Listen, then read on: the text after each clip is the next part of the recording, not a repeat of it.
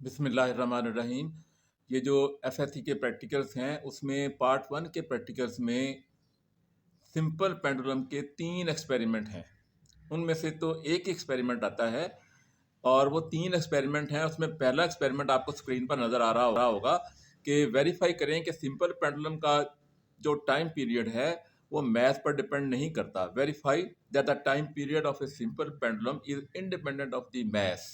तो उसके लिए क्या करना है, हमने टेबल बनाना है। ये आपको टेबल नज़र आ रहा है। इसमें नंबर ऑफ ऑब्जर्वेशन जो 4 रीडिंग्स आपने लेनी है मुख्तलिफ मैसेज के लिए। मैथ 1 जो है 40 ग्राम का, आपको अभी आपको दिखाएंगे 60 ग्राम 80 ग्राम, ये आप दूसरे कॉलम में लिख लें। उसके बाद आपने टाइम पीरियड का बनाना है कॉलम। टाइम पीरियड का कॉलम आपको नज़र आ रहा है कि 2 दफ़ा टाइम लेना है टाइम फॉर 20 वाइब्रेशन टाइम लेना है, और उसके बाद आपने 20 से डिवाइड करके टाइम पीरियड निकाल देना है। तो आप देखेंगे कि सेम आएगा। अभी हम आपको करके दिखाएंगे। दूसरा एक्सपेरिमेंट है कि टाइम पीरियड जो है सिंपल पेंडुलम का वो एम्पलीट्यूड पर डिपेंड नहीं करता। ये भी आपको स्क्रीन पर नज़र आ रहा होगा।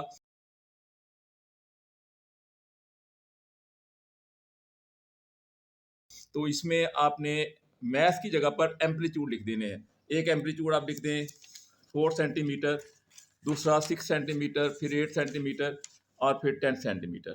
तो फर्श पर निशान लगा लें आप।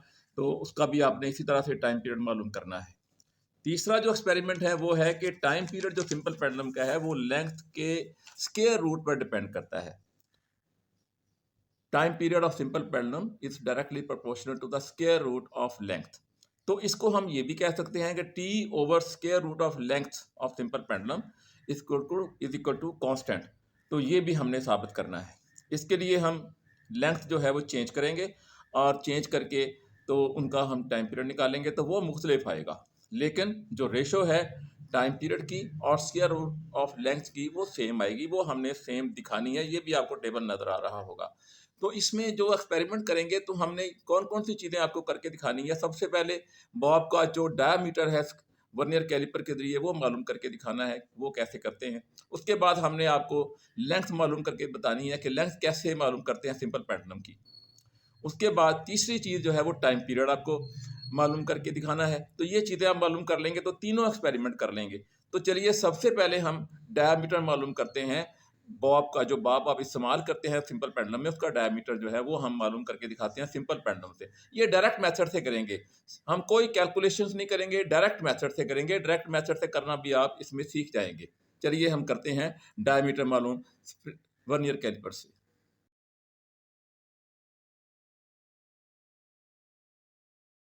ये हमारे पास बॉब है, इसको हम सिंपल पेंडुलम में इस्तेमाल करते हैं। हमने डायरेक्ट मेथड से इसका डायमीटर मालूम करना है वर्नियर कैलिपर से। तो इसको यहाँ पर एडजस्ट करते हैं इसके जाज़ के दरमियान, और इसके बाद हम स्क्रू को लॉक करते हैं। अब हम इसकी रीडिंग लेंगे। तो सबसे पहले देखना है कि इसका जो ज़ीरो है वर्नियर स्केल का ज़ीरो, नीचे जो लिखा हुआ है नीचे वाली स्केल में वो वर्नियर स्केल है। तो इसके ज़ीरो ने कितने सेंटीमीटर क्रॉस किए हैं। तो हमें नज़र आ रहा है कि इसने 1.9 सेंटीमीटर क्रॉस किए हैं। 2 सेंटीमीटर वाली लाइन जो है वो क्रॉस नहीं की। उसके बाद देखना है, तो ये हमारी हो गई एक 1.9 सेंटीमीटर मेन स्केल रीडिंग। उसके बाद देखना है कि वर्नियर स्केल की कौन सी डिवीज़न जो है वो मेन स्केल की किसी भी यूनिट के साथ मुकम्मल तौर पर मिल रही है। तो हमें नज़र आ रहा है कि 7वीं और 8वीं के दरमियान वाली जो डिवीज़न है वो मिल रही है, जहाँ 5 लिखा हुआ है ऊपर, तो ये मिल रही है। तो 7 लिखेंगे, 1.9 के बाद 7 लिखेंगे, चूँकि वो 7 और 8 के दरमियान वाली मिल रही है। उसके बाद 5 लिख देंगे। तो मेन स्केल रीडिंग हो गई 1.9 और उसके बाद लिखेंगे 7.5। तो डायमीटर बन गया 1.975 सेंटीमीटर। तो ये हमने डायरेक्ट मेथड से डायमीटर मालूम कर लिया। ये कॉर्क है और ये है बॉब, और ये हमने इसके साथ थ्रेड लगाया हुआ है। कैसे बांधना है और लेंथ कैसे मालूम करनी है। ये 3 मुख्तलिफ बॉब लेने हैं और इनका हमने सिंपल पेंडुलम बनाना है, और उसका बाद में टाइम पीरियड मालूम करना है, और ये शो करना है कि तमाम मैसेज के लिए, डिफरेंट मैसेज के लिए जो टाइम पीरियड है वो सेम है। तो सबसे पहले हम इसकी लेंथ मालूम करते हैं। इसकी लेंथ 60 सेंटीमीटर रख लेते हैं। मैथ चेंज करना है और लेंथ एक ही रखनी है। तो कैसे तैयार करना है देखें। इसका एक सिरा जो है हमने इसके साथ बांध लिया। दूसरा सिरा जो है वो लेंथ के मुताबिक इसके साथ हमने बांधना है। तो इसको ऐसे लगाएंगे। ये 60 सेंटीमीटर हमने इसकी लेंथ रखनी है। ये 60 सेंटीमीटर, ये देख लें, ये 60 सेंटीमीटर आ रहा है। तो यहाँ से पकड़ के आपने इसको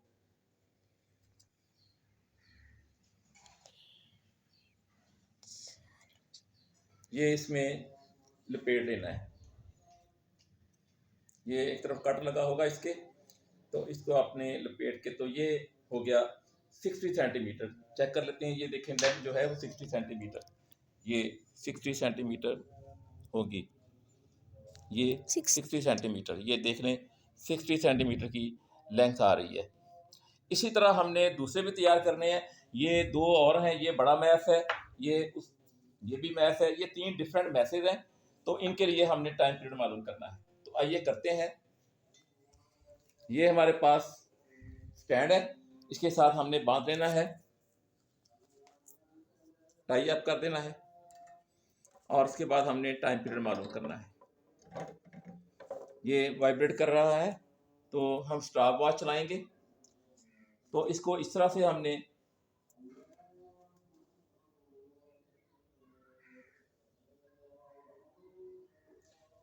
जब मेन पोजीशन से इस तरफ जाएगा, फिर इस तरफ जाके यहाँ आएगा, तो फिर एक वाइब्रेशन होगी। ये स्टॉप वॉच है, ये स्टॉप वॉच दिखा दें। ये स्टॉप वॉच को हम यहाँ से स्टार्ट करेंगे और यहीं पर स्टॉप कर लेंगे। ये इस वक्त 0 पर है, तो हम स्टॉप वॉच को स्टार्ट करेंगे और फिर हम काउंटिंग करेंगे।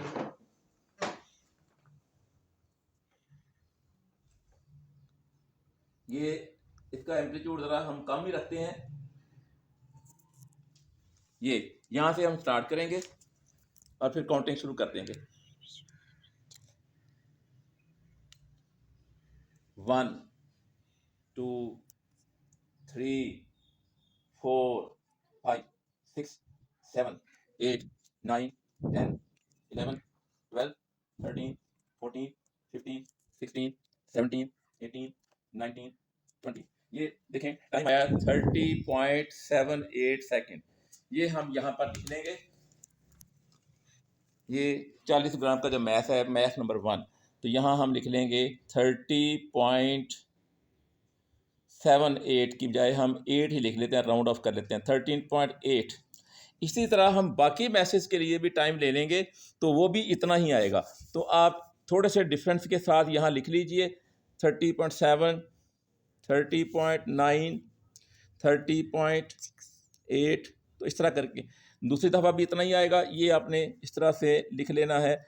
वही रीडिंग जो है, जो आपने यहाँ T1 में लिखी है, T2 में भी यही लिखेंगे। तो इसके बाद हम कैलकुलेशन कर लेंगे। अब हम यही काम मुख्तलिफ एम्पलीट्यूड के लिए करेंगे और ये शो करेंगे कि सिंपल पेंडुलम का जो टाइम पीरियड है वो एम्पलीट्यूड पर डिपेंड नहीं करता। तो इसके लिए हमने मुख्तलिफ एम्पलीट्यूड पर मार्क कर लिए हैं। ये 4 सेंटीमीटर ये मेन पोजीशन है, ये 4 सेंटीमीटर, 6 सेंटीमीटर, 8 सेंटीमीटर, 10 सेंटीमीटर के एम्पलीट्यूड के लिए हमने रीडिंग लेनी है। तो स्टार्ट करते हैं 4 सेंटीमीटर से, 4 सेंटीमीटर के एम्पलीट्यूड से। ये स्टार्ट कर लिया और अब हम टाइम पीरियड लेंगे। स्टार्ट कर लिया 1 2 3 4 21 18 19 20। ये टाइम आया 30। अब हम आखिरी मरहले में तमाम एक्सपेरिमेंट के लिए कैलकुलेशंस करेंगे। ये देखें, हमने डायमीटर जो मालूम किया था 1.975 सेंटीमीटर वर्नियर कैलिपर से, डायरेक्ट मेथड से, वो आपको बताया, दिखाया कैसे करते हैं, और वो यहाँ लिख लिया। उसके बाद उसका रेडियस मालूम किया, 2 से डिवाइड करके, तो 0.99 आ गया।